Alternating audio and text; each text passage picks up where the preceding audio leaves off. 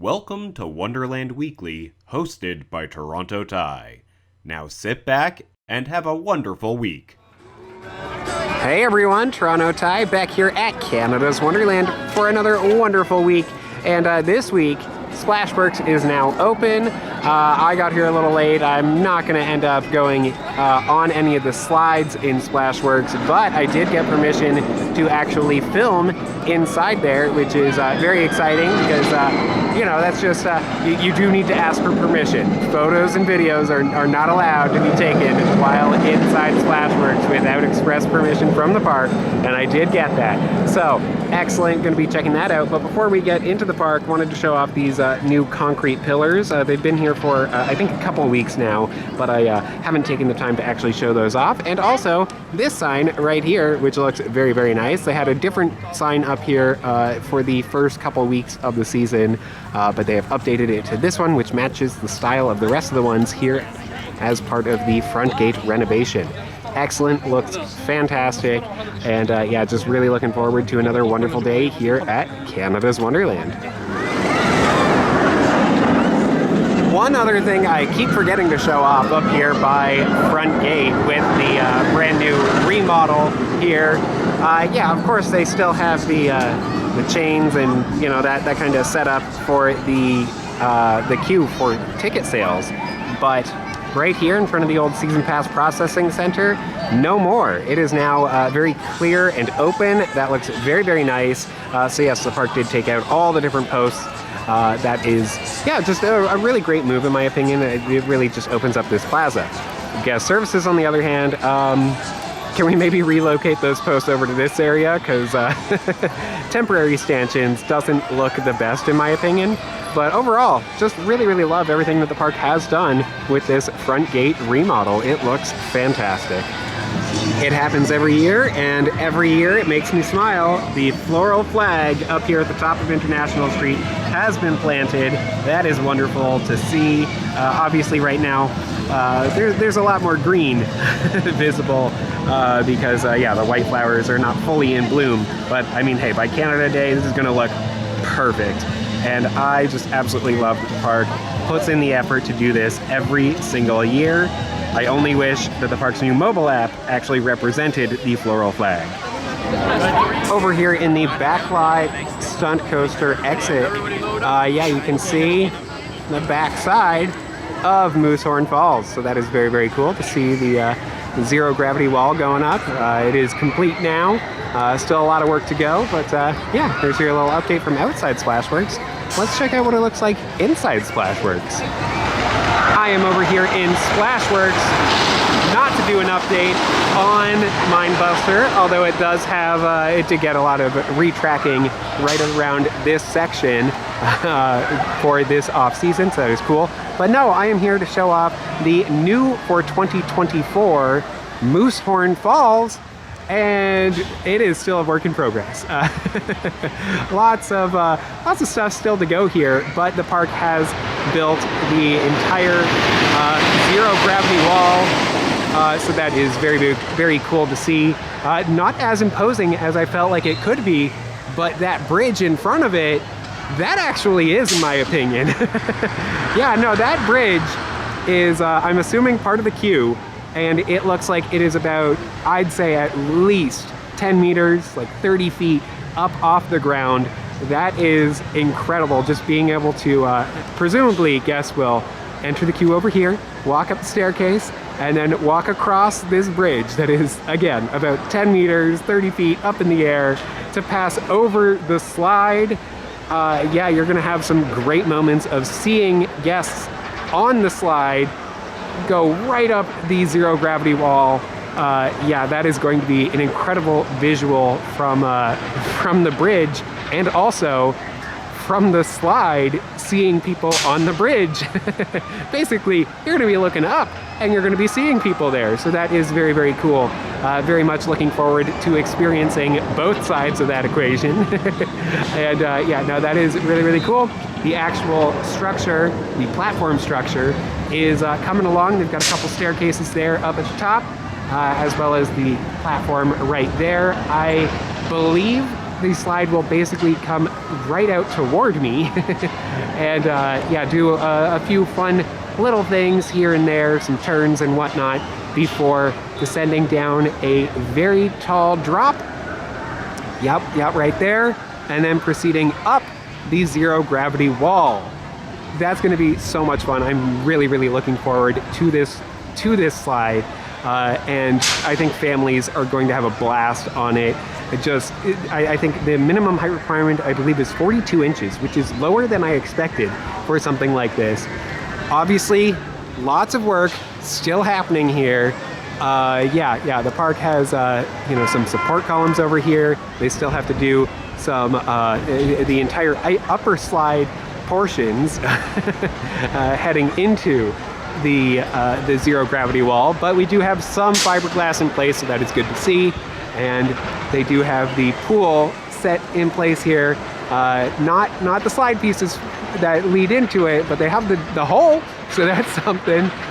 Yeah, lots of work still ongoing, and there are still rebar cages out here on the sides. So that is, yeah, lots of work to go. The park states that that Moosehorn Falls is expected to open in June of this year. I'll leave it up to you as to how likely you believe that is. I feel like definitely end of June, if anything. Yeah, lots of progress to go here. And also lots of space here for additional expansion once Moosehorn Falls is complete.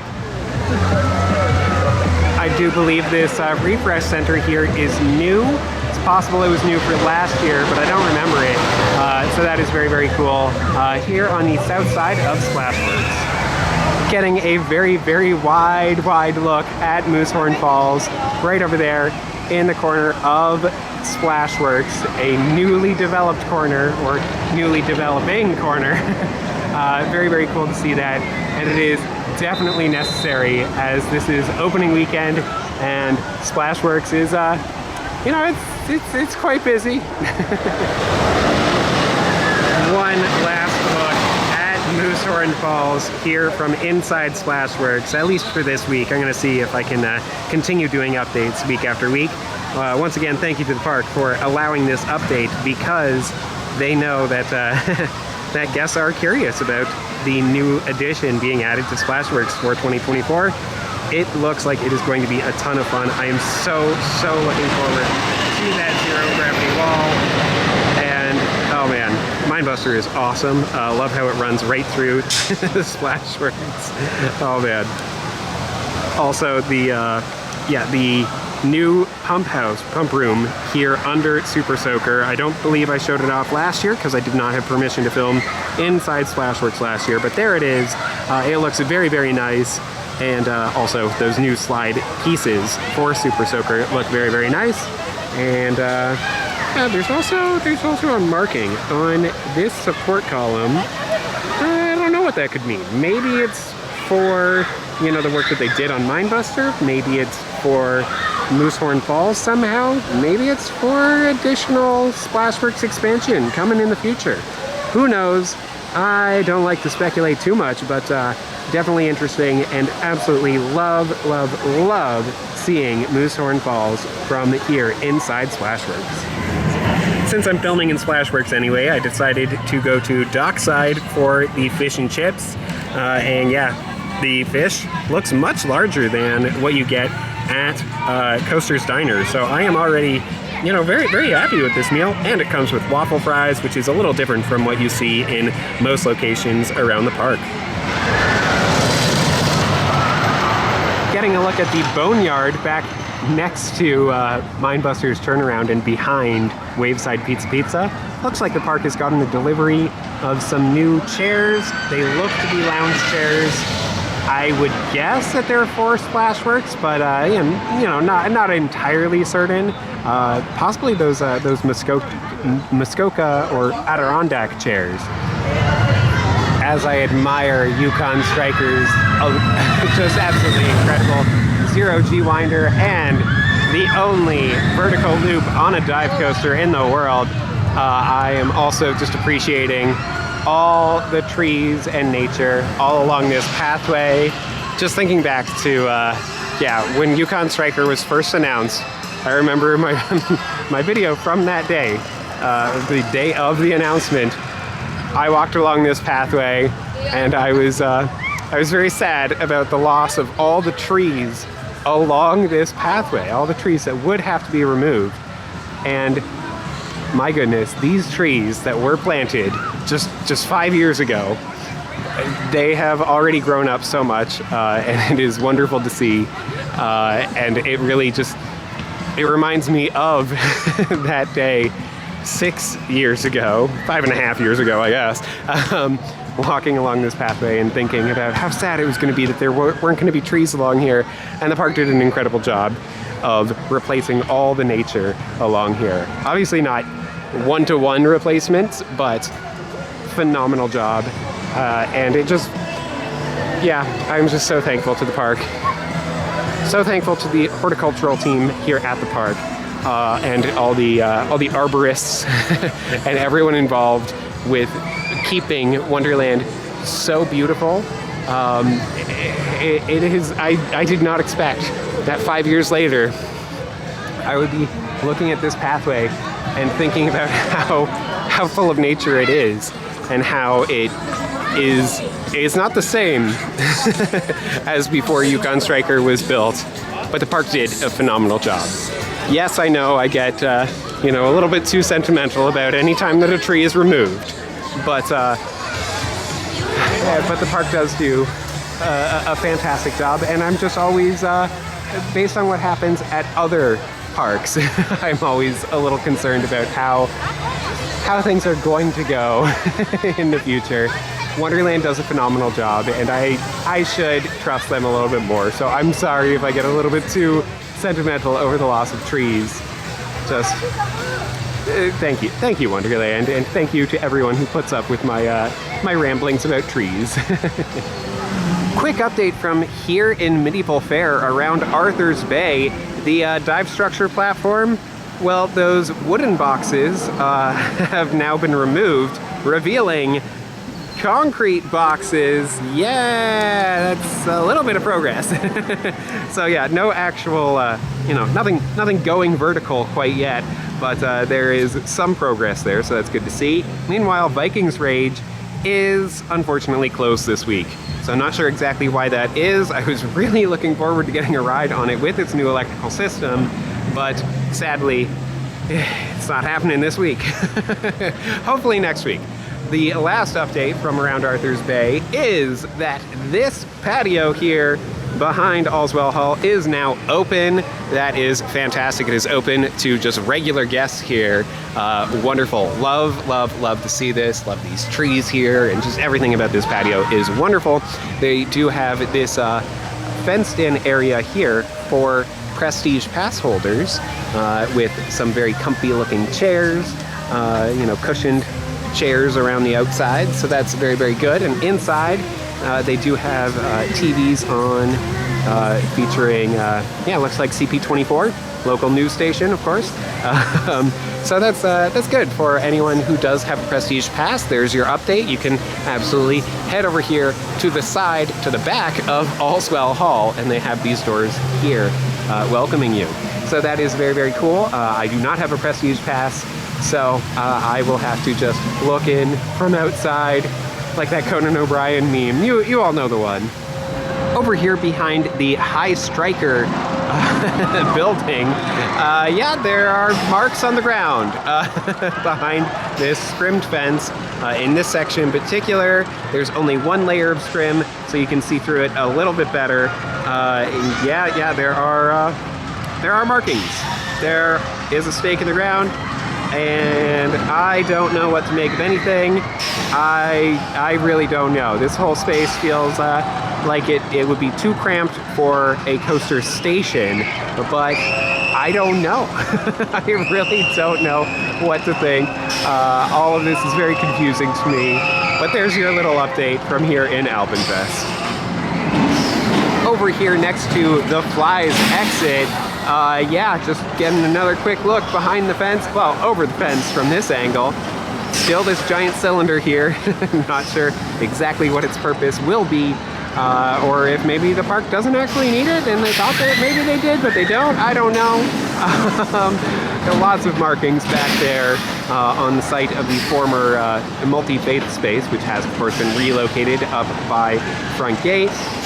I really don't know what to make of this, but I do really want to hear all of your thoughts. Please let me know in the comments. I know that together we can try to piece this thing together, and maybe we won't have the full picture, but maybe a better idea of what this something big will be. Getting a look at things in front of Tiny Tom Donuts, or rather beside Tiny Tom Donuts. Yeah, not sure exactly why the park has decided to put up a fence here. I believe it is related to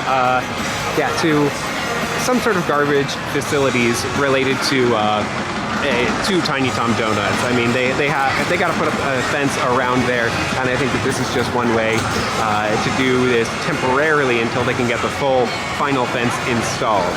But yeah, time will tell. Well, that'll about do it for this week here at Canada's Wonderland. It was another absolutely wonderful day, even though I got on, once again, 0 rides. But that's okay. I had some incredible experiences, including getting to film in Splashworks, thanks in no small part to Grace Peacock, who I reached out to, and she got permission from the assistant general manager of the park for me to film in Splashworks. That is excellent, and the reason why that is permitted is because I'm reading the quote here. They're expecting guests to be curious about Moosehorn, so filming / photos there will be okay. That is excellent that the park knows how excited we are for future editions, and that they want to make sure that we are getting that kind of information out there, and that I am one of those ways that that information can be distributed. Really, really appreciate Grace and Heather Hill for all of their work here at Canada's Wonderland. Also had a couple other incredible experiences up at the Planet Snoopy gift shop and at Risto Pizza. Thank you to the associates at each of those locations. You know who you are. Thank you for for just making my day that little bit extra special. And speaking of extra special, today was an extra special day for one fan in particular. Anthony, he got to experience Dragonfire for the very first time, his first ever looping roller coaster. Huge milestone for him. And yeah, he also got to run into me. But I feel like Dragonfire is, that's the more important thing there. No, it was wonderful to actually get to meet him here in the park. So glad that I got the chance to actually meet him in person. But other than that, all of you other people, all of you other viewers are incredible, and I want to know your thoughts on what's happening at the park. Moosehorn Falls, when do you think that's going to open? And Arthur's Bay, what do you think that new dive structure is going to look like? And AlpenFest, what is happening around there? I want to know your thoughts and opinions, all your feelings, all the emotions that you're feeling about what is happening around there. Are you super excited? Are you as concerned as I am? I want to know your thoughts and feelings, so let me know your opinions in the comments below. I will get to trivia time next week. Unfortunately, didn't get around to it this week, just ran out of time, but that'll about do it for this week.